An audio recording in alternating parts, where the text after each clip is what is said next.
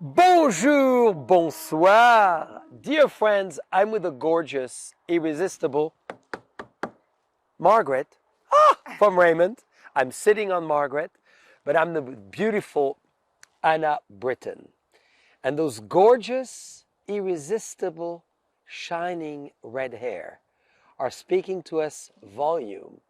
And they're shining next to this beautiful biodynamic cow, as well as our theater of nature, because this charming lady, Miss Brittain, is the executive director of a phenomenal organization called Napa Green. We love her and the organization and what they do, and we're going to go learn all about it. Dear friends, are you ready from the theater of nature? Are you ready? Woo! Look at this, baby. I'm ready. You are ready. So, Anna, you've graduated with all the honors. That's just for me, because I love being wet in presence of gorgeous women. You have graduated with all the honors in your world of green and environment. Yeah, so I'm from right here in St. Helena, just down the road, and I went and got my master's of environmental science and management. But I came back. I didn't originally intend to be back in the wine industry, but it is so meaningful to me to be working here where I'm from, on the ground, with all these incredible wineries and vineyards that I used to drive past as a teenager, and now I get to work intimately with them to help them be more sustainable. Quite exciting. So this is a fabulous word that you just mentioned, helping them to do so. So yes. Why don't you explain us, as I'm sitting on a cow, and we'll talk about why, because it's all about the principles of biodynamic, and this cow helps us to dynamize the energy of the earth and the constellation. Tell us how you work with wineries to help them to become sustainable and organic. Yes. Well, so we have both a vineyard and a winery certification, which is really important. I think when a lot of people think about sustainability, of course, biodynamic practices, they're thinking in the vineyard, right? They're thinking agriculture. And of course, there's so much to do in the vineyard, as you do, but there's also so many really impactful things you can do in terms of environmental stewardship and social equity into production, into the winery as well. Yes. So we're working on both sides of things.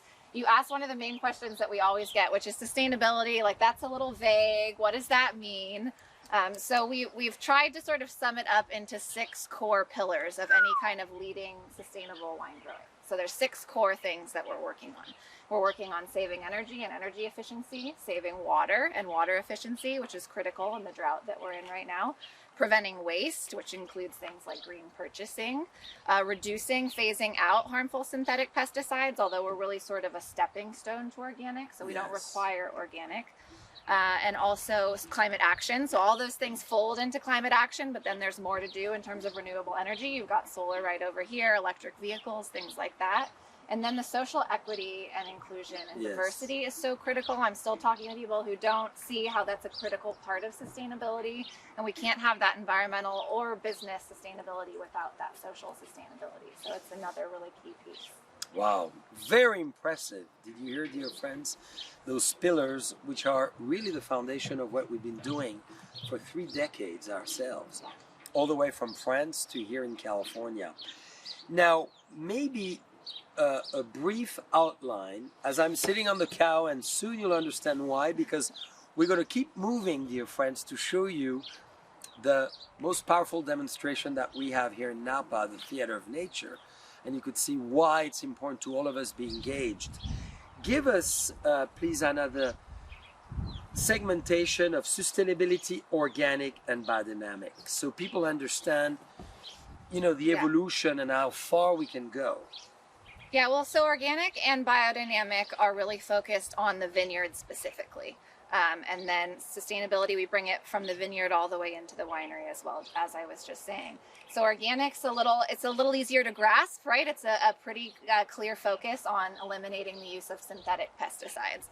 Biodynamic takes it much further, and I've actually been familiar with Boisset and Jean-Charles for a long time because I've been involved in biodynamic farming for a long time. And so that takes it a lot further in terms of a whole systems perspective, trying to really manage everything within your farm, bringing in as little as possible from the outside, and it includes that organic element. But then our new vineyard certification is kind of an even higher umbrella where we're really focused on climate action and regenerative farming, which includes all these incredible biodynamic and organic practices. And then also that social equity piece, which is also kind of a next level beyond the organic and biodynamic. Of course, there's interplay between all of that. And then you go into the winery and it's all the ways you save water and save energy and all those things I just talked through. That really is kind of a broader umbrella that builds upon that foundation of organic and biodynamic. Hey, I cannot think, dear friends, of a better explanation than the one we just had, because you really encompassed it so well. And dear friends, why the cow? I'm going to give you a little bit of a clue. 4 digestive systems. One of the first animal, as Hinduism would remind us, she is the mother within certain cultures like India. She has 2 antennae, which is the foundation of it, the horns, which we dynamize and really bring this phenomenal concoction that brings energy into the biodynamic preparation we do. So the cow, from the cow's stomach skin, that we do all our preps, over 7 of them, including the burring of the horns, are the very powerful element that is this phenomenal animal that we look up so much to, and that we wanted to venerate here in the Theater of Nature. Don't you think it's a beautiful representation of it? Absolutely. I do think in terms of biodynamic farming, that the horn element is one of kind of the more esoteric elements that gets some pushback sometimes, but so much of biodynamic farming is proven. It's practical practices that are absolutely proven, and then there are some additional elements that a lot of us have faith in, but don't quite have the same science behind them. And Anna, you were born in Santa Elena. Yes. Look at how gorgeous she is. Look at how beautiful. It's all the amazing wine that I drink. Well, wine and the amazing air that you've been breathing all those years, right? Don't you think it has a lot to do with it? Absolutely. I mean, this is such an incredibly beautiful place. We really want to preserve it. We want to keep it here for generations to come. And I think that's part of why I know you're going to love this message, why I really want to help get all of the industry and all of the fabulous wine drinkers out there to get just how sexy sustainability is. This is sexy. Yes. You're saving water, you're saving energy, you're caring for your employees, you're caring for your community, you're reducing emissions, you're making sure the air is still beautiful, all in a gorgeous place with amazing, amazing, amazing wines. And all of that just elevates the luxury, the quality, the experience that we're having here. So how do people discover if a winery has a Napa Green certification, if they've been awarded a Napa Green medals or trophy or anything of that nature? As you were recently awarded with the statewide Sustainable Wine Growing Green Medal Award. And we honored, thank you for that. And I'm on the judging panel, so I helped a little bit with that. Well, we appreciate it, and it's. I need to tell you, as you're going to explain it, we're very excited because it's something we've been into for so many decades. Right. You know, I was born very similar to you. It was not Santa Elena, but it was, Vougeot in Burgundy, and same as you, walked the vineyards and felt the energy of the soil and get really to put my hands in the soil, gardening and farming. And when you feel a soil alive, you're alive consequently yourself, right? Yeah. And I think that's so important for all of us to realize this, isn't it? Yeah, yes, absolutely. 2 pieces there, something I want to touch on. One is if you're looking for Napa Green members, you go on napagreen.org. We have a list of all of our participating members. We've got 88 wineries. We have a new vineyard program. We have more than 40 members transitioning to that new vineyard program as well, so you can go there and find it. We have some members that use the logo on the bottle, giving you that quick cue to find the wine out in the marketplace, but we need to get more and more people giving those really quick cues to consumers. And it's coming for Raymond Vineyards, dear friend, because we were just awarded this fabulous award, and we will make sure that you all know about it because we feel so strongly about it.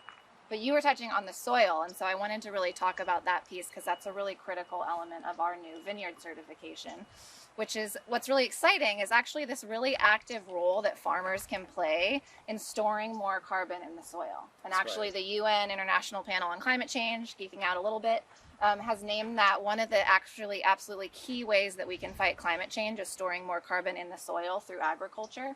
And so Yes. that's a big focus of our vineyard program with cover crops, with compost, you know, changing tillage, getting some electric tractors out there. Yeah. All of these things can really increase that they call it sequestration in the soil. It's also really, really good for the soil. It makes it healthier. It stores more water. It stores more nutrients. It has all these added benefits in building resilience to the drought, to the more high heat days that we're having here. So it all comes together in a really beneficial pool of practices. And you know what you just outlined so eloquently, Anna, is what people can do at home as well. Yeah. Dear friends, we know many of you with us tonight and watching this amazing presentation from Anna have gardens, have orchards, have vegetable gardens, have flower gardens, have maybe vineyards and many other type of cultures. Why don't you explain us how us as individuals, not necessarily farmers, can do our part? Well, you know what else is sexy, right? Saving money. So a lot of what we work with people on and a lot of what you can do at home is energy efficiency. Saving energy immediately cuts your bill. I mean, there you go. There's a direct trade-off. We've helped our members save more than $4 million in energy costs. So, you know, collectively at our homes, I don't think I can save any one home $4 million. But if we all work and save energy, energy has a direct connection to emissions, to climate change. So you're cutting your bill and you're cutting emissions to the climate. Anything we do to prevent waste, to just change our purchasing, to think about, use our purchasing power to buy green wines, that makes a big difference too in terms of the impacts, in terms of resource use and in terms of climate change. It all feeds in together. I was just talking to a journalist actually about how saving water actually has a positive climate impact. And she's like, wait, explain that to me. And the thing is, heating, treating, transporting water all takes an incredible amount of energy. So you're actually cutting your energy use when you're reducing your water use as well. So it's all interconnected. For sure. Now, how do you communicate the Napa Green vision besides your website and using us as I was going wineries? to say JCB Live. That's right. But in general, is there any other ways that people can eventually find us and perpetuate the message? Because you so articulate and it makes so much sense as you present it so well that, you know, I'm a huge advocate, as you know, but I'll always wonder what are the relays sometimes that could be used, should be used, or we could have everyone being a conduit of this great message. Yeah, well, I have to say what's great is we're getting more and more interest right now. So I'm doing a lot of media interviews, Great. a lot of events. There's a lot of wine conferences. Not everyone's going to be joining for one of those. But we're also working on a really fun campaign, actually, the first 6 months of next year to share those 6 pillars that I talked about at the beginning. We're going to be focusing regionally first, but we're going to be running full-page ads in the local register, Napa Valley Register, to really help people understand each of those pillars. And that's going to be tied back to a consumer-facing website, which is sustainable.wine. And so that's going to be really focusing on helping our community and all of the lovely wine drinkers out there to understand what is this all about? What are these incredibly meaningful and rigorous practices that all of these wineries and vineyards are doing? You know, before we go and sit in another lovely areas of the property, is there, well, tell us what you think of this lovely wine. Oh man, this is beautiful. I mean, couldn't ask for a better day. Gorgeous day, some sparkling rosé. And it tastes beautiful lady. like saving the planet. We escaping into the hills of Napa Valley. Look at where we are in this theater of nature. Yeah. We have, as witness, some roosters and beautiful chickens, because again, we do the full cycle that Anna so well explained. Now, do you recommend in stores, in the world of wine, to carry the same as what has been done in vegetables and maybe fruit and herb? When you go to stores in general, specifically grocery stores, you have a clear organic and biodynamic area now, which is so thrilling. So you exactly know where to go. In wine, it's not as clear. What's your thought? What's your advice? You're touching on an area that I really want to make improvements on. I mean, really, organic and biodynamic so critical, but we're really working on a much larger umbrella in terms of sustainable wine growing. And so I'm really trying to help the trade and help the retailers understand more and more. This is incredibly rigorous. This is all of these larger practices, the energy, Yes. the water, the social equity, the climate action, that we really also need to be bringing front forward to the consumers. And so we need a section that isn't just the Yes. organic and the biodynamic, but is calling out, because it's not just us. You know, there are 4 programs nationwide doing vineyard and winery sustainability certification. So there's a lot of wines to call out and say, look, quick cue, buy these wines and feel really good while enjoying a really incredible product. And I really feel there's a feel-good exercise, but there's as well safety. Yes. And I don't mean to go off a tangent that really could scare us if it's not organic or biodynamic, but there's a lot of pesticides, herbicides, and all kinds of things in any given products that you eventually would put in your body that you don't know, and we don't know, even going through our very performing labs, of molecules that we may discover that are not necessarily what you need in your body. So there's an element as well that is preventing, right, anything that could happen. Yeah, I think that this is such a complex topic. There's a lack of understanding definitely about pesticides and herbicides. I mean, there's a whole array of herbicides out there. The focus, the one people know, right, is Roundup, but there's actually a number of herbicides out there that you can use. So yeah, we do think really carefully about that in terms of, we do have a prohibited and restricted pesticide list. We aren't requiring fully organic, but we're really serving as that stepping stone, which is to great. Organic. And that's also a social equity issue in terms of worker safety and health, directly handling those products. Absolutely. So it comes all the way through, and is very important to think Yes, about. and as long as, you know, the momentum and the rhythm has started. Yeah. I think that's the key. I remember, you know, in Burgundy 30 years ago, when Leroy, Romanée Conti, us, Domaine de la Vougeray, Boisset wineries were really pushing and starting with, were just a few. Yeah. We were on 2 hands. That's it. Yeah. Today, of course, the movement, Yes. you know, and I think what we all want to try to attempt to do is to create a movement, to create a rhythm. And then when the pendulum starts to swing, then more people come with us, right? Absolutely. Which is what you're doing so beautifully well. And part of that comes down to aesthetics too. I mean, we have to think a little bit differently about what's beautiful, because what is Roundup used for? It's used for weeds primarily. And so you have to be willing to accept some, that's sort of a human construct, weeds. That's something we call, we've labeled it unpleasant, but really it's a plant. And we can start seeing that beauty out there a little bit differently, as long as it's not out competing the vine and reducing the quality of the grape on the vine. But it requires just changing our mindset a little bit. That's right. Yeah. Talking about mindset, we're going to go and sit in another area of the Theater of Nature. Yes. And don't you think Anna should finish her glass? I mean, I'm the only one I've been trying finishing. not to, you know, just suck it down. You're going to be dehydrated. It's the holidays. Well, now we've moved into the epic and most phenomenal view. We look at your house, San Lena. Yes, yeah, that's good. And Calistoga all the way at the end, this amazing volcano that has never erupted, right? Not that I know of. Probably sometime far, far back in history. With the energy we're bringing together, we will. So, yes. dear friends, we're having the outstanding and fabulous OFS from the Loach. This is the finest selection. And you know, this is fully organic and biodynamic. Yes, I first met you at Deloach. So That's right. Yes. So Salte, we've talked a lot about Napa Green, but maybe let's talk about what does it really mean. What is per Napa se. Green? Right. Yeah, so we are a leading nonprofit that provides sustainability certification for wineries and vineyards here in Napa County. And we're one of only 5 programs in all of North America that helps wineries and vineyards to implement both environmental stewardship and social equity practices, and critically to get third-party certified. And what the heck does that mean, and why is it important? That's because we need people to say, I'm doing these incredible commitments. You have to do more than 100 things to be winery certified, more than 100 other practices to be vineyard certified.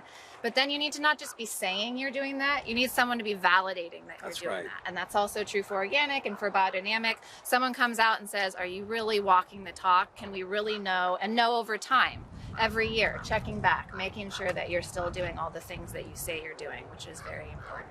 And we love this, dear friends. I'm going to validate it from a winery standpoint. It's like financial audits. It's like having discipline as a household or with your house or your bills or everything you do in life. We need always to be in some shape or form looked at, judged, so to speak, and evaluated. And finding areas of opportunity, as we say. Yes. And we collaborate, which is really cool. So if you have a winery here in Napa and you're watching and you're with us, call Anna and her organization. She's going to be able to assist you to do so. So many people always ask me, Jean-Charles, is there really climate change? So I'd like us to, of course, validate the fact. Discuss this. Yeah, I mean, we're in a climate crisis. Not only is there climate change, we're standing here. It's not something happening down the road. It's happening right now. We have had 3 devastating fires in this region alone in the past 5 years. My mother has had 2 homes burned down in 2 of those 3 fires. We're in a drought. We're having changing weather patterns, changing, increasing numbers of high heat days, and that's just here. There were multiple wine regions around the world this year that also caught fire. Provence caught fire. Yes. And of course, there's a multitude of things playing into fire, but climate change is absolutely one of the pieces that's amplifying the intensity and the frequency of those fires. And so it is happening now. And I get a lot of like, oh, does what I do make a difference? My mother even says that to me. Really? But yes, collectively, if we all do something different, and the reason I still just get up and work my booty off every day is because we're the premier agricultural product in the premier, you might argue with me on this, but one of the premier wine growing regions. And so what we do here isn't just about here where we're standing. It sets a standard for the whole industry, for the broader agricultural sector. And that's my goal, is let's set that leading standard that others can start aspiring to as well. And congratulations. And yes, every individual makes a difference. Yes. Even though we're 9 billion, if all of us move into the right direction. If we all did some small things, make a huge difference. Yeah. So you're a wine expert, Anna, as well. You've been tasting wine since birth. She was born Bless my mom. in a saint village, so she's a saint. Saint Sometimes. Anna, Saint Elena. So how does you think, to you personally, in the last few decades you've been enjoying wine, the flavor profile or maybe the wine itself, have you noticed some evolution of wine taste or wine profile besides winemaking techniques that climate change could have, a variable impact on? Yeah, well, with increasing heat, it can lead to increased sugars, bricks as they're called, that can lead to higher alcohol wines. So it's really changing, especially we're seeing, I know you're experiencing changing times of harvest. For sure. Often coming earlier and earlier now to avoid getting that oversaturation, that imbalance in terms of the quality of the grapes. So I think we're seeing that worldwide, and also just things like needing to change rootstocks, not to get too nerdy, but things that can handle drought better, can better just adapt to the changing climate that we're in as people replant. So a lot of it there's both adaptations and there's changes that are happening, and we have to figure out how to work with them. And how do you feel those big meetings in Scotland that just happened, which I'm all for, because the more people talk about it, and the journalists, all of you are dear friends, really amplify the message, the more we'll do something, really make an impact. Because if regulators give us deadline, then we work towards them. Yeah. And I'm a big advocate of deadlines in our business and how we run our lives, and we set objectives and milestones. It's fine to say, I feel sometimes, well, we cannot get there, but at least we shoot for something. Yeah. What's your view of that? Well, interesting question. So over a decade ago, I actually worked on the international UN climate change negotiations that you're talking about. I've also worked in DC, I've worked nationally, and the conclusion I came to, for me, was that working locally had the biggest impact. I could get most directly involved in helping people make a change. On the other hand, I think those really high-level policy discussions and regulations are critical, especially for big business, because let's be honest, one huge corporation making significant changes can do as much or more as we do in 6 months. That's right. In terms of the scale of impact that they have on their energy use and their water use and their purchasing and all of those things. Well said. So you've tasted before our finest estate selection. What do you think of the wine? It's really nice. I have to admit, I'm not a huge Chardonnay fan, but this is more of that European style. It's not overly heavy, overly cloying. This is a really more refreshing Chardonnay. Which And I you really feel like. the earth of the Russian River here? I may. Because We try it again and see. Yes, because you've walked at vineyards. You know we've moved into organic and biodynamic. Can you believe, dear friend, 17 years ago now? Yeah. That was the conversion when we started. And we got the You really approval. have been leaders. Yeah, well, it's exciting to be able to have an impact on a region. And do you feel the difference? Absolutely. I think this is something we need to make more and more of a connection with is quality and sustainability. That's right. And organic and biodynamic. They actually have started to do some studies. They did a big review of all those scores that they do for wine, and they looked at all those made with biodynamic and made with organic grapes. You probably saw this. It was like more than 75,000 scores, and they found that organic and biodynamic wines scored an average of 5 points higher across the board. So there's a quality connection that's already coming to the I like that correlation. Yeah. I've always said to many journalists who've consistently asked me, why do you do this? Why do you go through this trouble? Yeah. Besides your belief, it costs you more. Of course it does, because the quality is improved. Yeah. And I said the message is in the glass. Well, I also have to say, too, I hope you found that as you implement these new practices, you get more accustomed to them, more used to them, and the added cost goes down. It That's becomes more something. It's just like green building. That was my first job, was in green building, and they were like, "Oh, this costs so much more than traditional building," and now they've gotten used to it. It's much more standard practice, and that premium has gone down while the quality of that living experience. That's has right. gone, right. And that's the key. Quality of the living experience has gone up. We're just going to go and sit in another area, dear friends, I get to to sit show down. you the soil and what is all about the soil. And we're going to try a very symbolic wine with that. Voila. So now, Anne, we are in our 1.5 acre vineyard.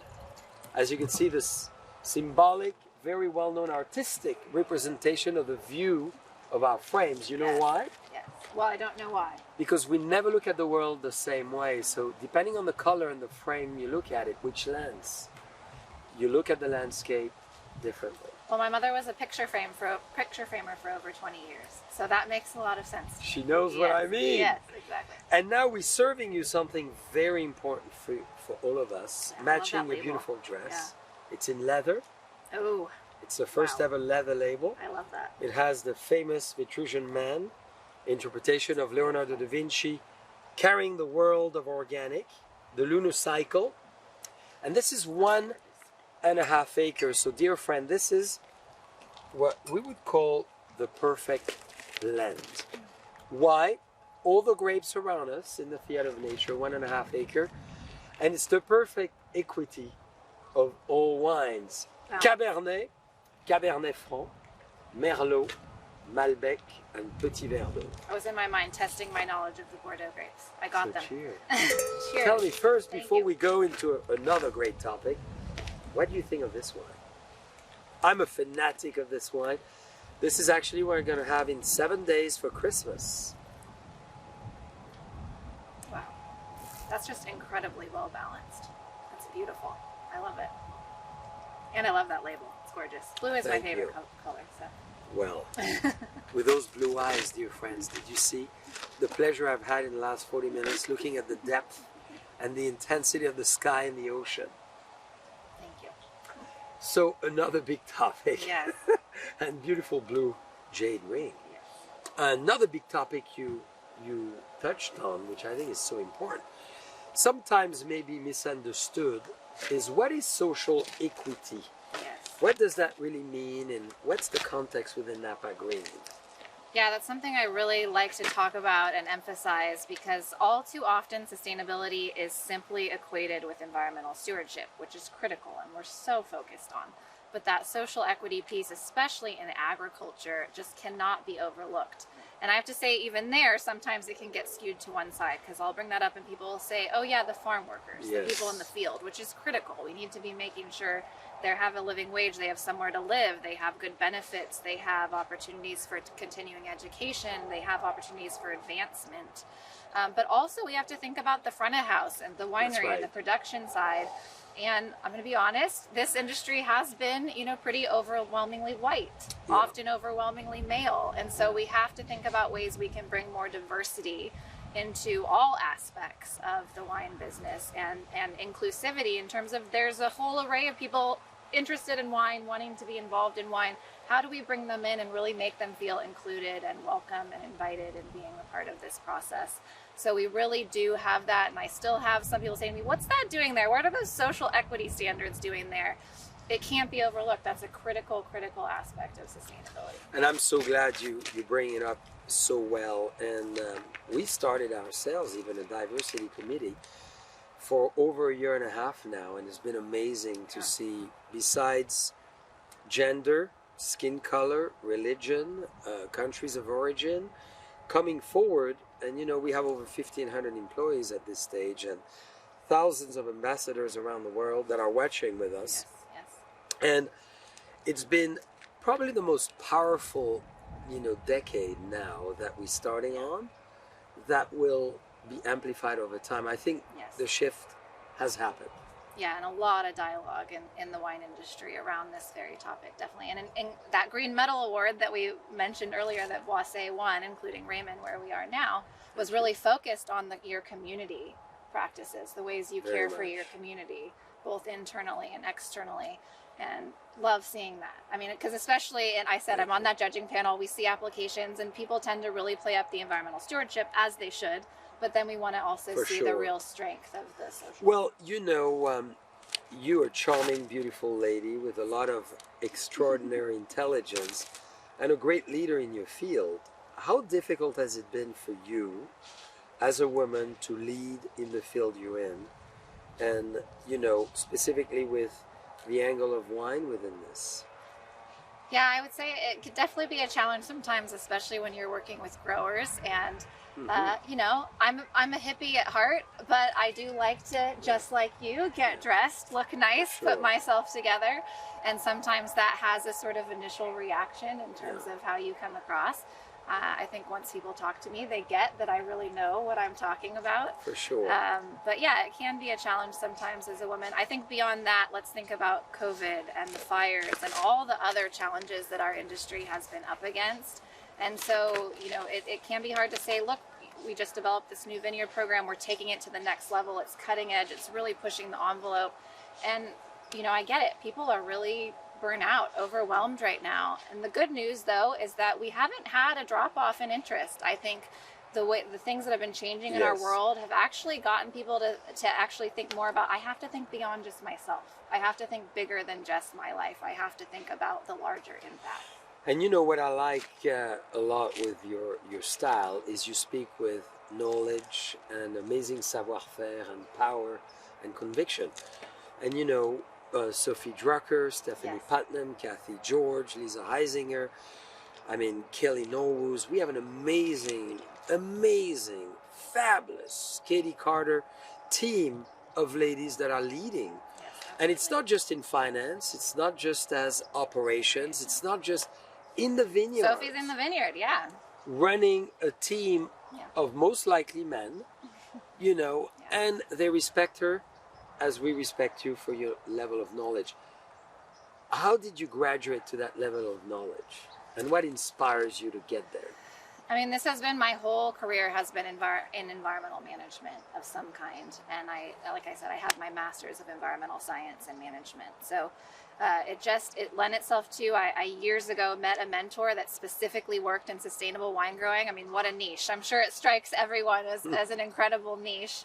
But I got into that, and it's really wonderful actually to be a specialist in something where people are coming to you saying, you have a really unique, I have an on-the-ground experience. I've gone in and done more than 160 winery audits. I have practical in the cellar experience. And so that it's really it's really fun to have that expertise and be able to lend that to other people. And how do you think you developed that passion? And how could some of us listening to you today can find that passion within them to do what you do? Well, I think it has a lot to do with growing up here. We're looking at the gorgeous mountainside over here, the Mayacamas. You know, nature is sort of my centering space, my grounding, and I recognized that really early on. And I will say, if anyone's looking for a book to read in college, one of the first books I read was called The End of Nature. Going a little dark here, but it really grounded me in climate change, in the reality of the crisis that we're up again, and it hit me at my core. This is what I have to spend the rest of my life working on, is helping to address this crisis. And as I said, I've tried many different avenues in terms of environmental management and climate action, and it is so impactful to be here on the ground in the place where I grew up, helping. So the one, you know, college was the time, reading that book was a decisive. Yeah. What's your passion outside of wine and the environment and Mother Nature? Well, my dog. I have a boxer, Lily. I love dogs. I love traveling. Probably we share that. I actually just got back from a month in Italy, Greece, and Croatia. I love Croatia. It wasn't in France, though. Next time? Yes, next time. So all those things, although, of course, with travel, you have to buy your carbon offsets. Yes. For the flights. Yeah. Have to bring it back to that. That's great. Well, you know, Anna, you were exceptional today, and thank you so much for enlightening us and bringing it into such beautiful and sequential order, very understandable for us all, from all the topics we've covered to what you're leading as Napa Green. I want to thank you, not only for giving us the award naturally this year, but for guiding us. For guiding us to, in a very beautiful way. You know, some of you don't get the award, strive for it, go for it. The award is the outcome of years of, you know, commitment and dedication to this, and I think it's very easy to live your life differently. We all need to evolve. Yeah, it's a constantly, evolution. Right? Yeah, and I do want to say too that if you're coming here to visit this beautiful region, you're going to look for the Napa Green certified signs up and down the valley. That'll help you. Quick cue, this is a place I should stop. We also have tasting itineraries on our website, so if you want some help planning your trip here. And please also follow us on Instagram. We're at Napa Green, so please just continue to be a part of this story and this evolution that is happening. So now comes the time, as you look at the Mayacamas mountain, and all our guests from around the world, the big message you have. In about 14 days, we're changing the clock and the calendar to 2022. Yeah. Any big message you have? Hard to believe. As you look at the new year?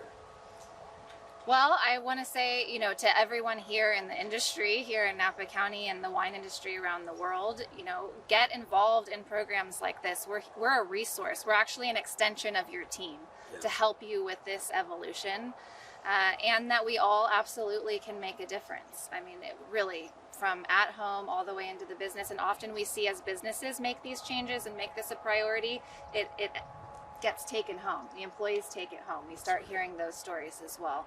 So, you know, don't be paralyzed. Make a change. Get in touch with the people that can help you make a change. That's what we're here for. And if you're not in Napa Valley, what's the big message to everyone then? Well, I mean, there's programs like this all over the world. There's 15 to 20 of these programs. So for the industry, you've got one. No excuse to go out and get involved in the sustainable wine growing certification the world over, really. But beyond that, for all the amazing wine drinkers out there, I mean, go out, support these amazing, phenomenal wines that also are feel good, can make you feel so good about purchasing a wine that's caring for the environment, caring for its people, caring for its community, caring for the climate all around us. Be sure to support these wines. To our fabulous leader, to Napa Green, to Anna and all of you who will drink, eat, behave sustainably in the years to come. We invite you in Napa Valley and throughout all our wineries to really enjoy the purity of the land and the essence of what Mother Nature has to offer. So, merci beaucoup. Merci beaucoup. Arigato gozaimasu. Muchísimas gracias. Molto grazie. Ciao.